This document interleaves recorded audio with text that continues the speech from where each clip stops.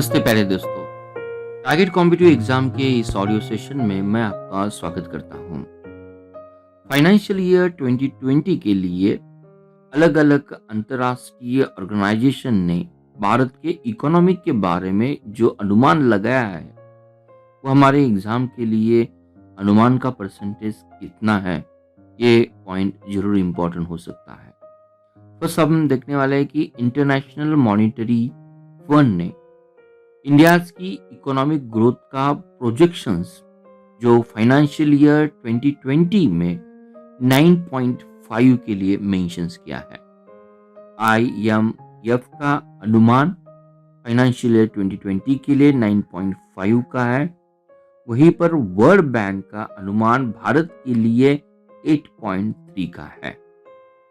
उसी के साथ OECD इस निकाय का अनुमान भारत के लिए 9.9 है और ADB एशियन डेवलपमेंट बैंक के लिए भारत का अनुमान फाइनेंशियल ईयर 2020 के लिए 10.0 का है।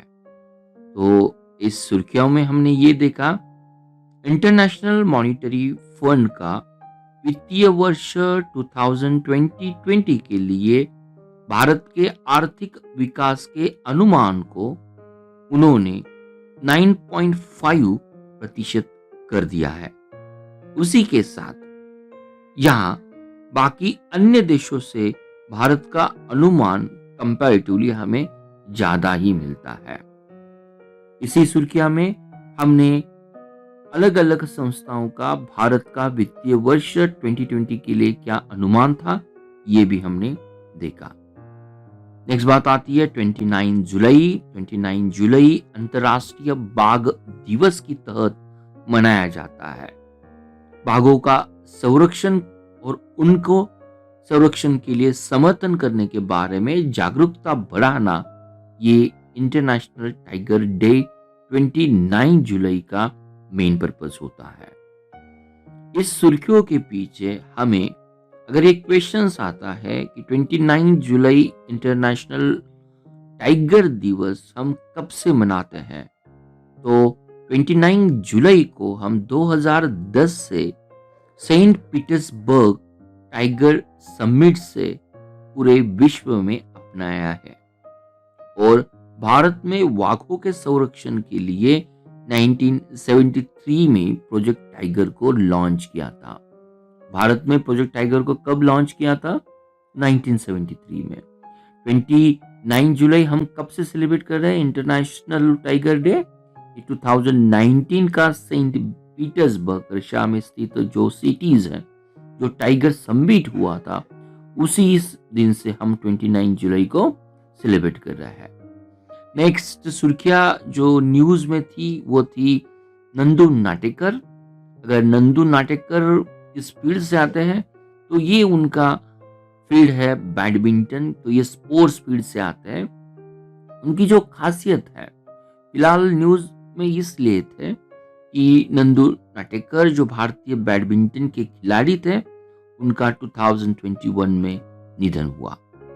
उनकी जो खासियत है 1956 में अंतर्राष्ट्रीय खिताब जीतने वाले वो पहले भारतीय थे। 1956 में 1961 में उन्हें अर्जुन पुरस्कार से सम्मानित किया गया था और 1965 में जमैका में राष्ट्रमंडल खेलों में कॉमनवेल्थ गेम में उन्होंने भारत का प्रतिनिधित्व भी किया था। तो हमने ये जरूर देखा अंतर्राष्ट्रीय खिताब जीतने वाले पहले भारतीय नंदू नाटेकर थे। मलेशिया में सेलेंजर इंटरनेशनल को उन्होंने 1956 में जीता था, इसलिए हम अंतर्राष्ट्रीय खिताब जीतने वाले उन्हें पहले भारतीय कहते हैं। 1961 का अर्जुन पुरस्कार और 1965 में जमैका में राष्ट्रमंडल खेलों में भारत का उन्होंने प्रतिनिधित्व किया था। नेक्स्ट बात आती है जो कंक्लूड सेशन था SCO का। इस कंक्लूड सेशन को हमारे डिफेंस मिनिस्टर राजनाथ सिंह ने अटेंड किया। SCO का लॉन्ग फॉर्म है शंघाई कोऑपरेशन ऑर्गेनाइजेशन। 2021 में ये एससीओ का कंक्लूड सेशन ताजिकिस्तान की कैपिटल राजधानी दुशांबे में कंप्लीट हुआ था। तो शंघाई कोऑपरेशन ऑर्गेनाइजेशन 2001 में 6 सेंट्रल एशियन नेशन ने उन्होंने स्टार्ट किया था और 2017 में भारत और पाकिस्तान उसमें शामिल हुए थे। अन्य जो 6 राष्ट्र उसमें आते हैं उनमें चीन, कजाकिस्तान, किर्गिस्तान, रूस, ताजिकिस्तान और उज्बेकिस्तान है। शंघाई सहयोग संगठन का मुख्यालय बीजिंग, चीन में है। ये भी बात एग्जाम के लिए इतनी ही इंपॉर्टेंट हो सकती है। नेक्स्ट पॉइंट, संसद ने juvenile justice care and protection of children amendment bill 2021 को पास किया है।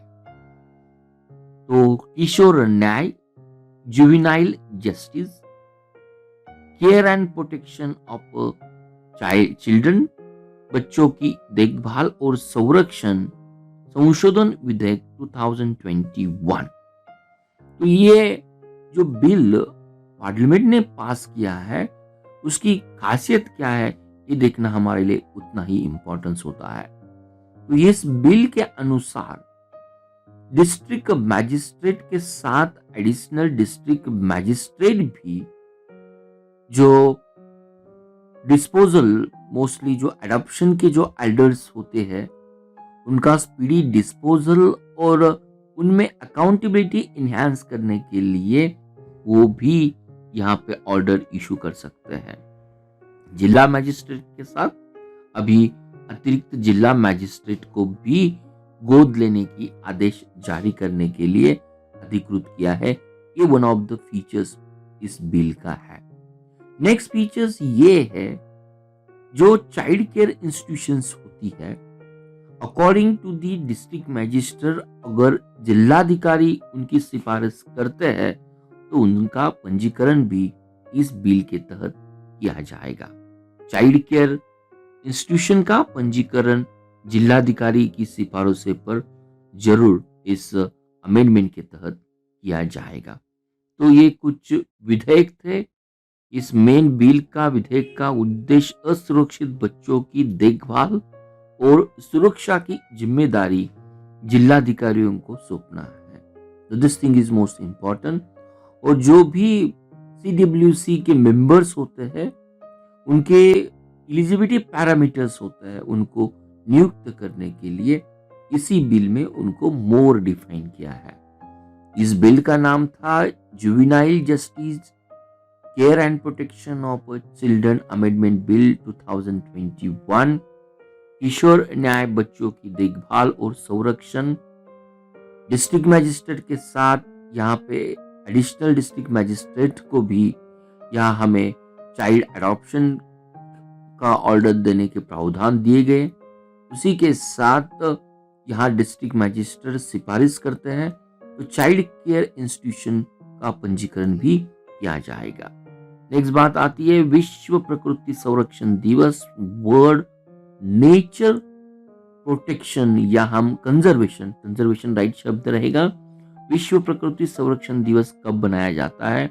तो विश्व प्रकृति संरक्षण दिवस 28 जुलाई को हम मनाते हैं। उसका मेन पर्पस जो एनवायरनमेंट को प्रिजर्व करना और नेचुरल रिसोर्स को भी प्रिजर्व करना, इसके मद्देनजर आम आदमी में जागरूकता बढ़ाने का मेन पर्पस इसमें आता है।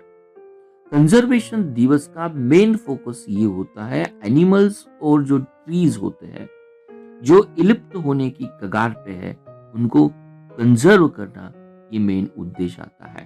तो 28 जुलाई हम विश्व प्रकृति संरक्षण दिवस के तहत मनाते हैं। अगर नेक्स्ट क्वेश्चन हमें पूछा जाता है कि बिहार फिलहाल न्यूज में क्यों था, बिहार की विधानसभा में राज्य का पहला विश्वविद्यालय खेल के संदर्भ में स्थापित करने के लिए विधेयक पास किया है। तो बिहार क्वेश्चन अगर आता है कि किस स्टेट में उनके लिए फर्स्ट पोस्ट यूनिवर्सिटी का स्थापन करने का प्रावधान किया है, तो हमारा आंसर जरूर रहेगा बिहार ही रहेगा। बिहार की बात आती है तो बिहार के चीफ मिनिस्टर नीतीश कुमार है और फागू चौहान ये बिहार के राज्यपाल है।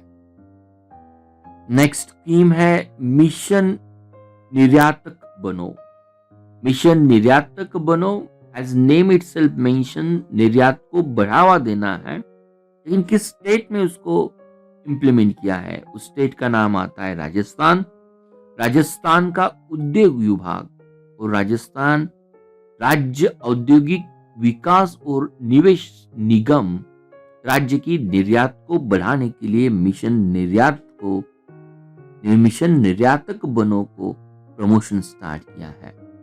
मेन उद्देश्य जो भी स्थानिक व्यापारी होंगे इस मिशन के तहत अगर वो पंजीकृत करना चाहते हैं अपने व्यापार को विदेशों में विस्तारित करने के लिए, तो उनके लिए ये प्रमोशन रहेगा। तो प्रमोशन करने के लिए, निर्यात को बढ़ाने के लिए यहाँ पे जो भी स्थानिक व्यापारी होंगे, यहाँ मिशन निर्यातक बनो के तहत उनको ट्रेनिंग, डॉक्यूमेंटेशन और रजिस्ट्रेशन यहाँ राजस्थान सरकार उनको प्रोवाइड करेंगी। हम सभी लोग जानते हैं राजस्थान का जो export mainly handicraft, James, jewelleries, stone, agro और फूड प्रोडक्ट्स में होता है। उसी के साथ नेशनल एक्सपोर्ट में उनकी जो भागीदारी है ऑलमोस्ट 2% की है।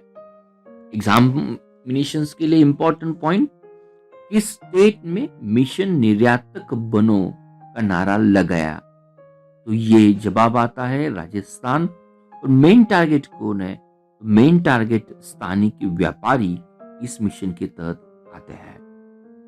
नेक्स्ट बात आती है कि वुमन एम्प्लॉयमेंट का जो अनुमान लगाया है कि महिला बेरोजगारी का 2019 और 20 के लिए दर जो 5.1% से गिरकर 4.2%, और ये जो अनुमान है ये PLFS जो नेशनल स्टैटिस्टिक्स ऑफिस जिसे हम NSO कहते हैं, नेशनल स्टैटिस्टिकल ऑफिस के द्वारा पीरियोडिक लेबर फोर्स सर्वे में ये अनएम्प्लॉयमेंट रेट वुमेन का 4.2% 2019 और 20 के लिए अनुमानित किया है।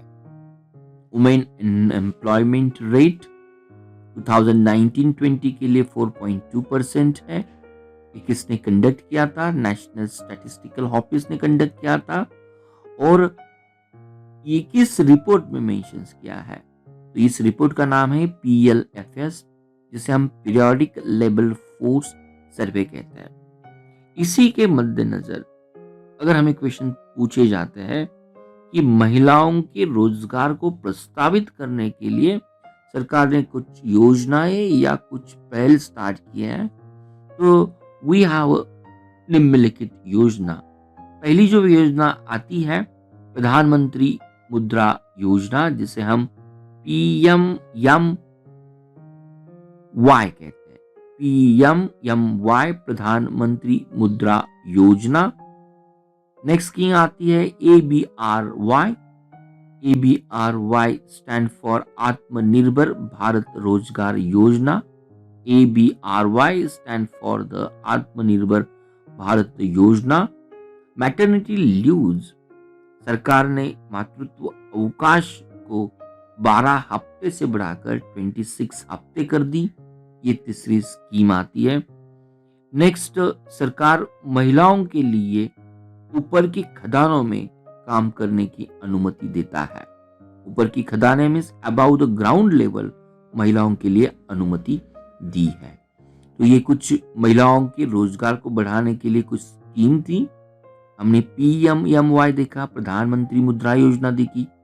ABRY देखा, आत्मनिर्भर भारत रोजगार योजना है। मैटरनिटी लीव्स 12 वीक्स से लेके 26 वीक्स बढ़ा दी है। और अबाव ग्राउंड माइंस में महिलाओं को रोजगार या उनको काम करने की अनुमति दी है। नेक्स्ट बात आती है डिपॉजिट इंश्योरेंस लॉ ने यूनियन कैबिनेट ने जो चेंजेस किए उसके बारे में। तो according to this law union cabinet ने जो अप्रूवल दिया है डिपॉजिट इंश्योरेंस लॉज को, या अप्रूवल ये होता है कि it will going to provide up to 5 lakh rupees to account holder within 19 days of bank being put under the moratorium. अगर बैंक का मोरेटोरियम किया जाता है या उसको स्थगन किया जाता है तो उस टाइम 19 दिनों के भीतर जो भी अकाउंट होल्डर होंगे, खाता धारक होंगे, उनको मैक्सिमम 5 लाख रुपए की धनराशि प्रदान करने के लिए ये बीमा इंश्योरेंस या डिपॉजिट इंश्योरेंस के कानून में बदलाव किए गए हैं।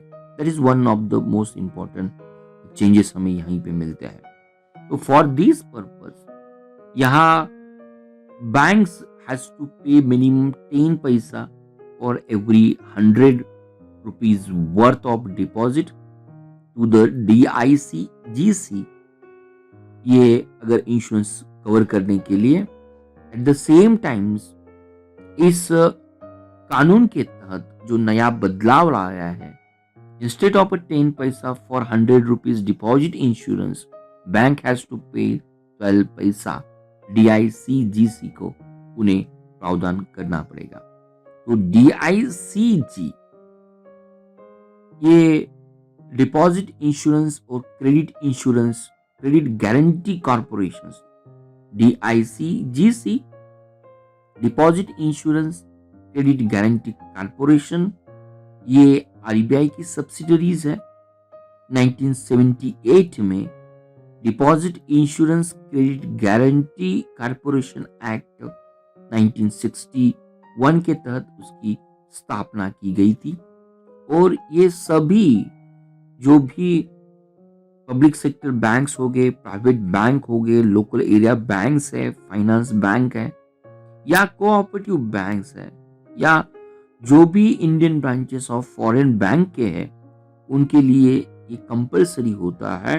इट इंश्योर्स द डिपॉजिट, जो भी इस बैंक में होता है उनको गारंटी दी जाती है। तो यूनियन कैबिनेट ने डिपॉजिट इंश्योरेंस लॉ में जो चेंजेस मेंशन किए कि बैंक का स्थगन होने के बाद, मोरेटोरियम में रखने के बाद 19 डेज के भीतर खातेधारकों को उनके मैक्सिमम 5 लाख रुपीज 19 डेज के अंदर मिल जाएंगे। ये नया प्रावधान हमने देखा।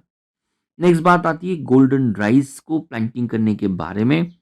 गोल्डन राइस को एक हम सभी लोग जानते हैं, मोस्ट ऑफ द नेशन यहाँ फूड सेफ्टी के बारे में उनको गोल्डन राइस को मंजूरी जरूर मिली है। लेकिन फिलीपाइंस ये फर्स्ट कंट्रीज है गोल्डन राइस को कमर्शियल यूज करने के लिए, उनकी खेती के लिए उन्हें अप्रूव किया गया है। तो Philippines has become the first country to approve the golden rice for planting. Golden rice की बात आती है तो गोल्डन राइस बीटा कैरोटीन जो get converted into vitamin A, जिसकी वजह से मोस्टली ब्लाइंडनेस और ज़्रोप्थेलिया की केसेस हो जाती है, उसको कंट्रोल करने के लिए ये यूज़ किया जाता है। तो गोल्डन राइस में बीटा कैरोटीन की मात्रा सबसे ज़्यादा होती है और बीटा कैरोटीन्स ये विटामिन ए में कन्वर्ट किया जाता है।